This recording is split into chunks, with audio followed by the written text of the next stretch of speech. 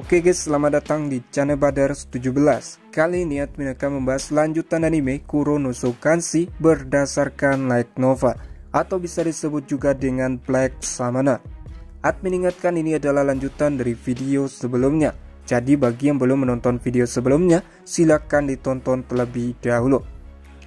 Oke, sebelum ke pembahasannya, alangkah baiknya bantu channel ini dengan tekan tombol subscribe biar channel ini bisa berkembang lagi ke depannya. Oke, kita langsung saja ke pembahasannya. Setelah menyelesaikan pertandingan mereka masing-masing, Rion, Sera, Dark, dan Kelvin naik ke atas untuk nongkrong di kotak tontonan VIP tempat anggota grup Kelvin lainnya. Kelvin menerima handuk yang dipegang Evil dan menyekat sedikit keringat yang ada di Kelvin. Enji berkata, "Aku sudah menduganya sampai taraf tertentu, tapi aku masih agak terkejut setelah melihat kalian berempat menjatuhkan lawanmu dalam sekejap mata. Saya tidak bisa lebih bangga sebagai teman, tetapi sebagai anggota staf kuil, saya hanya merasa merinding." Sesuai dengan pengamatan Enji, Rion dan Dark juga meng-KO lawan mereka dalam waktu singkat. Dan karena mereka semua mengenakan pakaian hitam yang serasi, Renov memiliki hari lapangan membuat lelucon tentang mereka. Adapun senjata mereka, Rion telah memilih pedang ganda, Sera menggunakan Knuckle Duster, dan Dark palu raksasa. Kelvin menanggapi keterkejutan Enji dengan mengatakan itu karena tidak ada lawan yang kuat dan itu akan memudahkan untuk menuju ronde kedua. Enji tersenyum kecut dengan berkata, "Well, Style sebenarnya adalah sekolah pedang yang cukup menonjol di Gaun jika Kelvin tidak tahu." Setelah memotong pembicaraan Kelvin dan Enji dan menyuruh mereka untuk melupakan orang-orang itu, setelah berkata bahwa Gerard dan dia menyelesaikan daftar kontestan yang harus diwaspadai. Jadi apakah Kelvin ingin membahasnya sekarang? Sebagai tanggapan, Kelvin berkata, "Oh, kamu sudah selesai."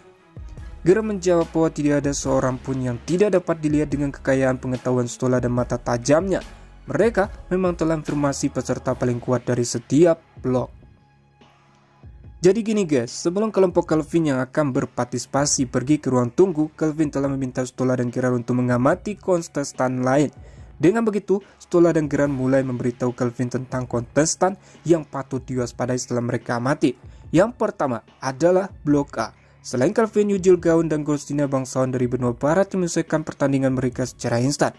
Selanjutnya adalah Blok B. Blok Rion yang terkuat adalah Leonhard Raja Binatang, dan satu-satunya kontestan penting lainnya adalah Pangeran Yujil dan Sabato yang akan berhadapan dengan Rion di babak kedua nanti. Selanjutnya Blok C, Blok Sera. Orang yang benar-benar patut diwaspadai oleh Sera adalah gadis kecil yang kemungkinan setara dengan Goldiana. Dia adalah Bab, gadis yang pernah Dark Senggosa di penginapan dan menjadi bahan obrolan mereka sekarang. Rion melanjutkan untuk menjelaskan bagaimana ketika Kelvin sedang melepaskan diri dari Sera yang mabuk dahak bertengkar dengan gadis berambut merah yang dimaksud dan bahwa seluruh insiden itu adalah kesalahannya. Apalagi nama gadis itu persis dengan nama keluarga Sera dalam pengertian Yakuza.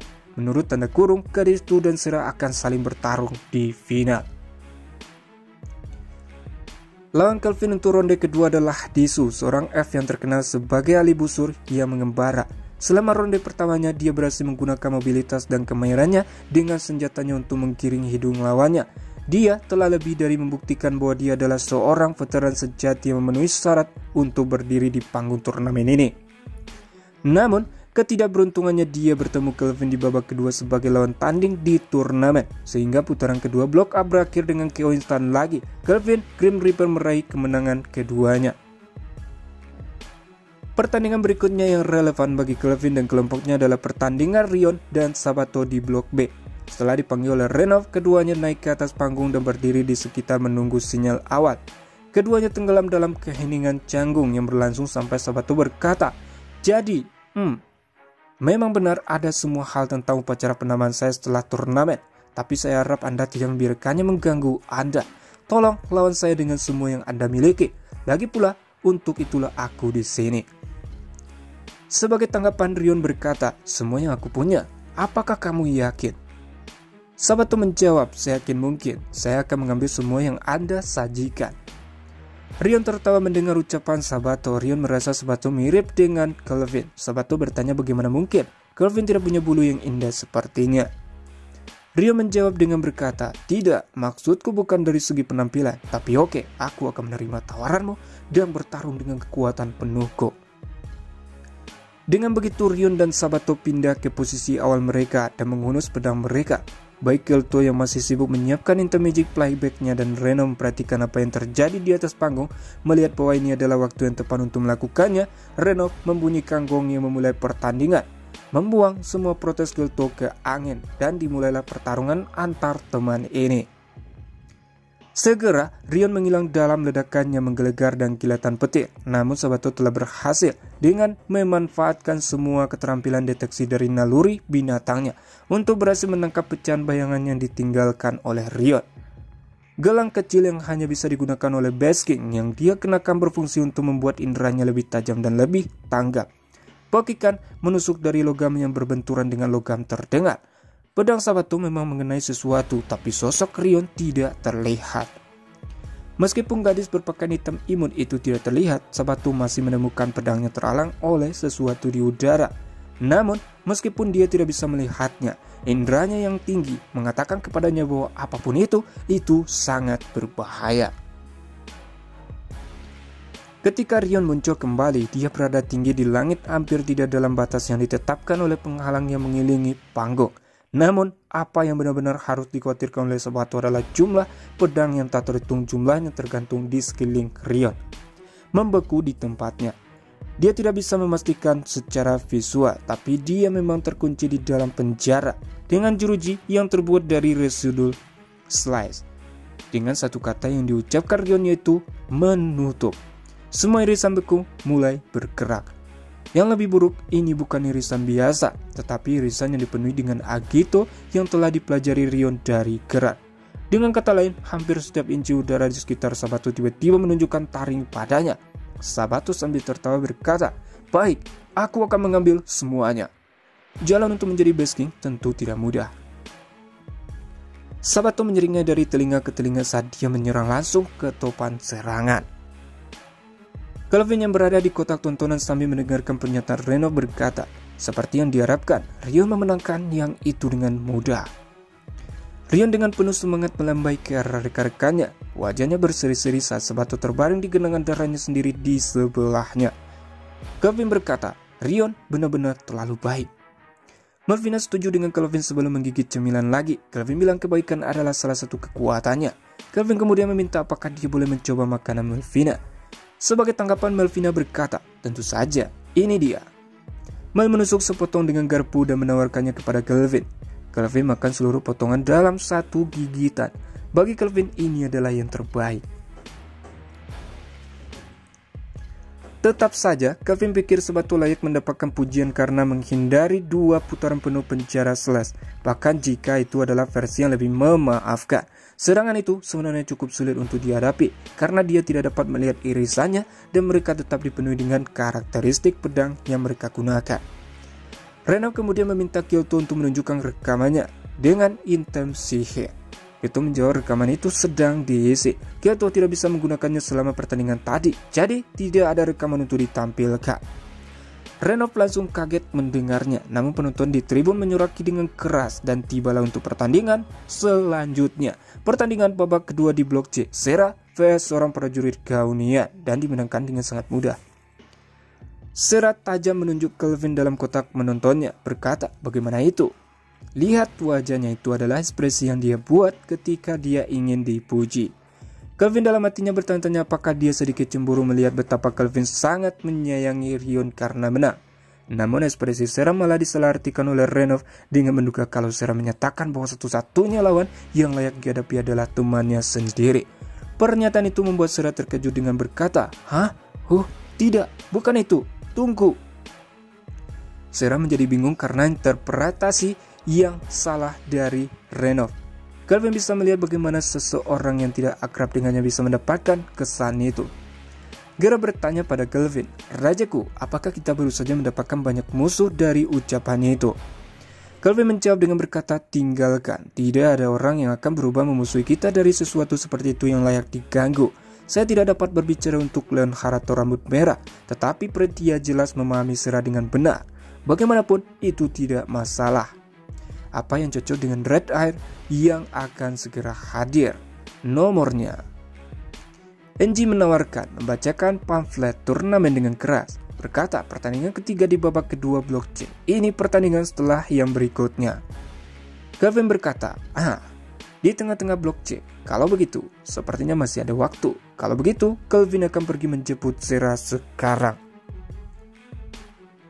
Di sisi lain, Sarah berjalan dengan susah payah, bahunya terkulai sedih karena kegagalannya untuk menjernihkan kesalahpahaman besar yang datang dari gerakan kecil dan berharap Kelvin tidak marah padanya. Kelvin kemudian tiba sambil bertanya, siapa yang kamu katakan marah?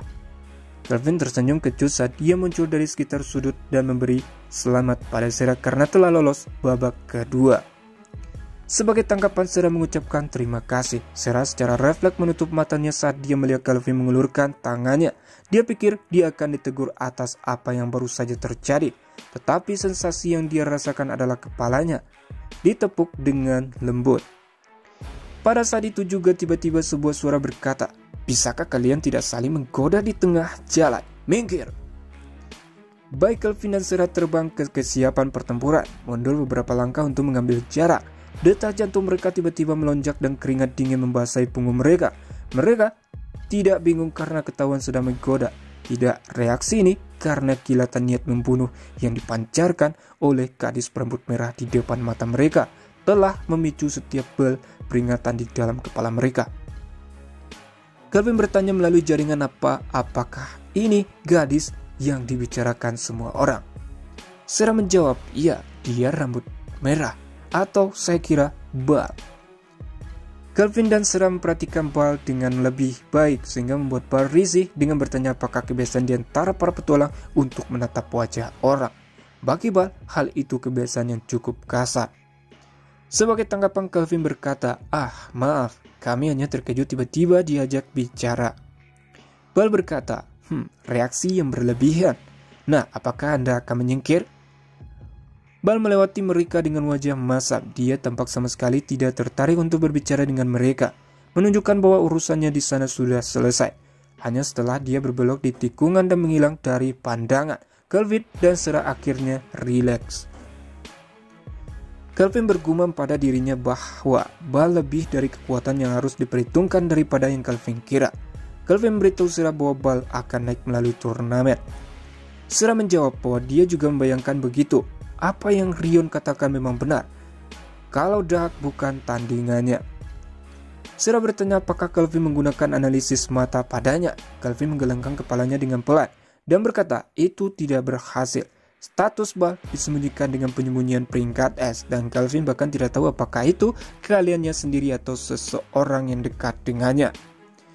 Ini adalah pertama kalinya Kelvin bertemu seseorang yang statusnya tidak dapat dilihatnya menggunakan mata analisis, kecuali Raja Binatang tentu saja yang menggunakan item yang dapat mengaburkan nomornya. Kelvin merasa Bal sangat mirip dengan Sarah, namun Sarah bilang dia tidak benar-benar melihatnya. Sarah berkata, tunggu. Kelvin, jangan bilang kamu berencana untuk meletakkan tanganmu padanya. Sarah perlahan mengangkat tinju. Kelvin yang panik langsung berkata, bukan itu. Kelvin bertanya, apakah Sarah mempunyai adik perempuan? Sarah menggelengkan kepalanya menjawab bahwa dia belum pernah bertemu dengannya. Bahkan Sarah dibesarkan di rumah besar seseorang diri. Dan itu berabad-abad yang lalu. Sarah juga tidak pernah mendengar ayahnya memiliki selir. Karena tidak tahu identitas dari Bal, Kelvin dan Sarah menghentikan pembicaraan dan kembali menuju ruang VIP tempat teman mereka menunggu. Oke guys, cukup sampai di situ dulu pembahasan kali ini. Terima kasih sudah nonton sampai habis. Salam nakama.